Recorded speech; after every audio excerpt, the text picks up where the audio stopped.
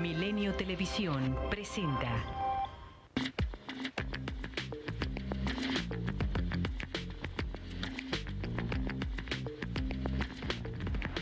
Muy buenas noches, bienvenidos otra vez a Milenio Negocios, a este espacio de los columnistas que llevamos los temas de economía, finanzas y negocios del periódico.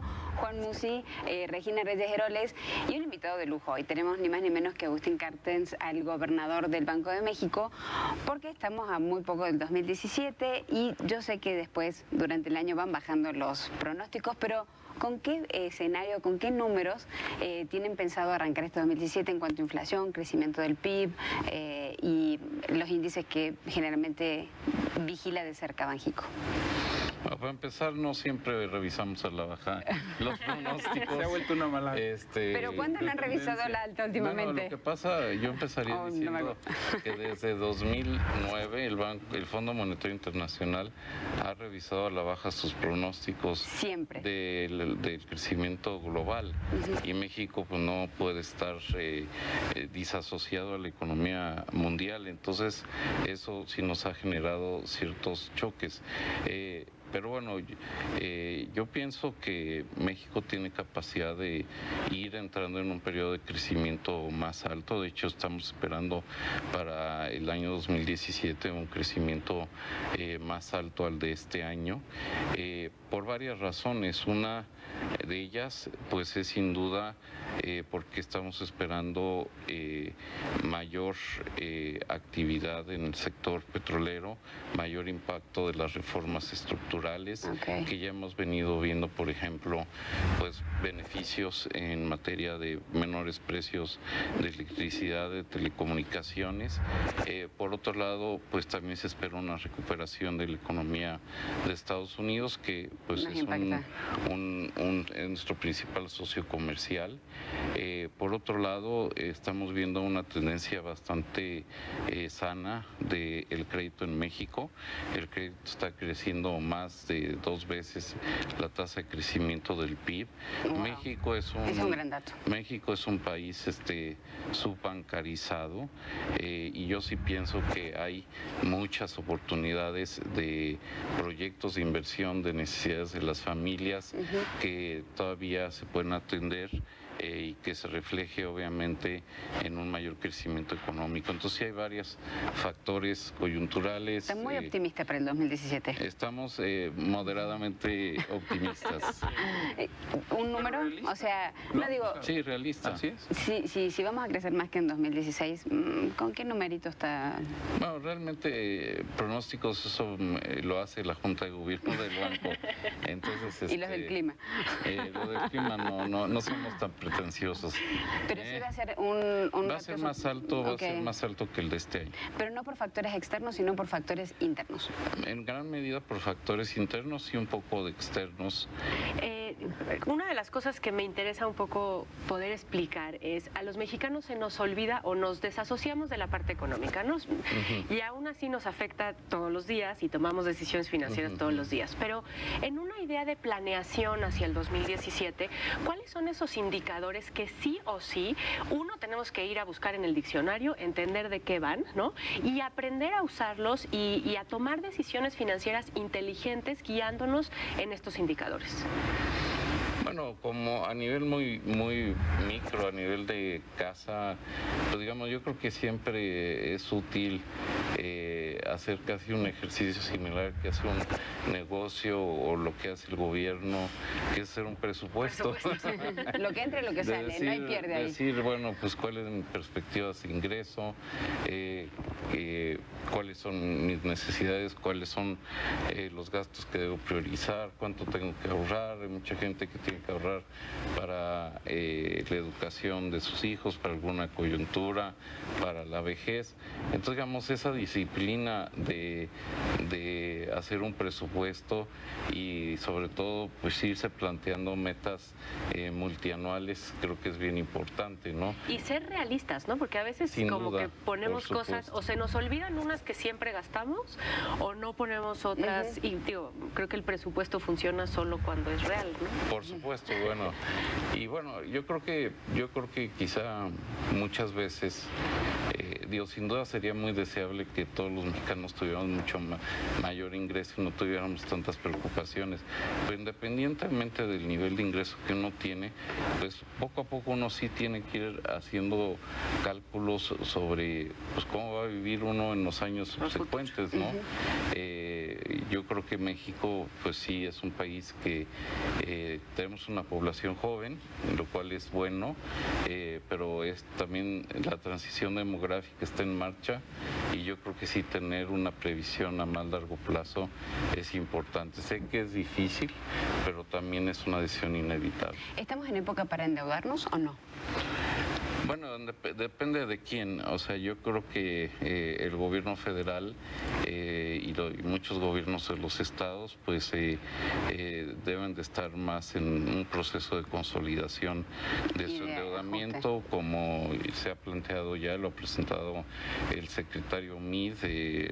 La idea es de que los requerimientos financieros del sector público empiecen a disminuir gradualmente, pero por otro lado, como ya hemos mencionado, pues sí, México es un país subbancado. Quiere decir que un porcentaje muy alto de la población pues no está tomando beneficios. Incluso tenemos que hacer un esfuerzo de inclusión financiera para llevar los beneficios de el ahorro y crédito a esa población. Pero también tenemos una población en informalidad muy grande, que ese es un punto también muy importante dentro de la economía. Estamos hablando de 6 de cada 10 personas casi. Sí, eso no hay duda de que es un hecho y eso se tiene que atacar por su vía, pero también es cierto que esas personas hacen todos los días transacciones y en eso pagan impuestos siempre. Hay una gran oportunidad ahí, en todos sentidos, fiscal y de bancarización. El tema de las reservas, ¿no? Muchos años, cuando fuimos capaces de acumular reservas, había quien criticaba que ya eran excesivas, que era muy caro tenerlas. Se llegó cerca a los 200,000 millones de dólares, ¿no? Hoy que andamos sobre los 175 y aparte tenemos una línea, ¿no? Un crédito contingente aprobado por 70 billones. Para el tamaño de la economía de México, es decir, para lo que hoy es México y como debemos de enfrentar hacia adelante la volatilidad, es un buen nivel de reservas y también por otro lado preguntarle, pues es difícil ante el momento actual acumular más, ¿no? Sobre todo por los bajos precios del petróleo. Bueno, nosotros pensamos que el nivel de 175 es un nivel adecuado. Obviamente está, como bien dices, complementado por la línea de crédito flexible con el fondo. Esa línea de crédito, de hecho, es de 88,000 millones. Entonces, tenemos un buen pertrecho. La realidad es de que pues, ese monto de reservas nos debe de dar confianza para que los agentes económicos, las empresas, sobre todo tengan acceso, y el propio gobierno, tengan acceso a los mercados financieros internacionales y cuando sea necesario, cuando sea indispensable para garantizar el funcionamiento adecuado del mercado cambiario, también podamos usar ese instrumento. Obviamente, como ha venido siendo ya por muchos años, las reservas no están ahí para defender un cierto nivel del tipo de cambio. Tenemos un régimen de flotación, ese régimen creo que nos ha servido bien porque nos permite absorber choques del exterior. Eso pues, ha logrado una buena combinación entre estabilidad financiera y también poder impulsar el sector externo cuando tenemos ciertas debilidades del exterior. Entonces, en ese contexto, pues sobre todo si tomamos en cuenta que tenemos un régimen de flotación que se complementa con un mandato estricto del Banco Central en materia monetaria, nos hace presumir que el nivel de reservas y complementos como el de la línea de crédito flexible son adecuados. O sea que va a haber, van a continuar con este plan de intervenciones en los momentos en que sea necesario. ¿Con un monto fijo o...? No, realmente, bueno, pues ese es un tema que también es es coyuntural y más que nada, pues sí, lo que buscaríamos en todo caso sería ordenar el mercado. Ok, sin tener que intervenir. Muy específicos y ya no un programa anunciado. De permanentemente, exactamente. Pero entonces, si hubiera la posibilidad de seguir acumulando reservas, dado un entorno favorable, por ejemplo, en precios del petróleo, la verdad es que tampoco son muchas. O sea, hoy es adecuado, pero también... ¿Para qué más? Sí podríamos acumular más hacia adelante, digamos. Bueno, digamos, si hay un escenario como que se ve remoto, pero bueno, con el que vivimos hace 3 o 4 años de precios de $100 por barril y hay un exceso de ofertas, sobre todo en el sector público de divisas, pues igual sí lo aprovechamos para acumular más reservas.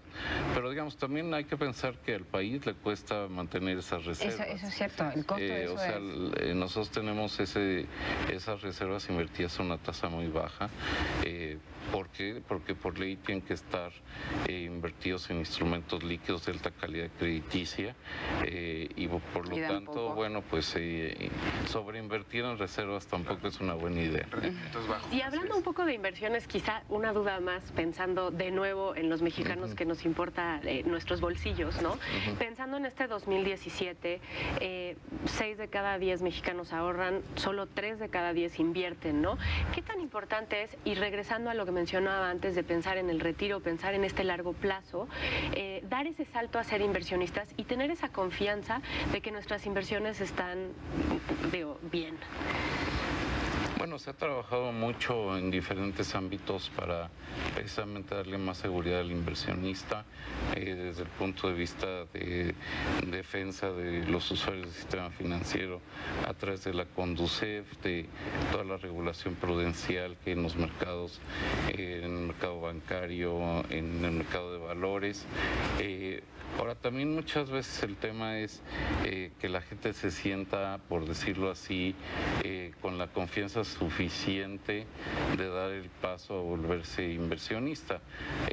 Ahí la parte de educación financiera es fundamental, porque realmente pues muchas veces algunas gentes, y puede ser de todos los rangos sociales, pues se ven intimidadas por los mercados, ¿no? Y bueno, ciertamente pues hay perfiles de inversión más adecuados para las necesidades de las diferentes gentes.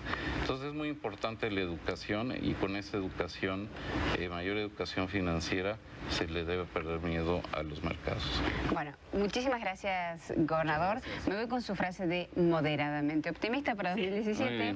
Muchas gracias, Juan. Muchas gracias, Regina. Gracias. Muchas gracias a la audiencia. Nos vemos el próximo miércoles con más Milenio Negocios. Muy buenas noches.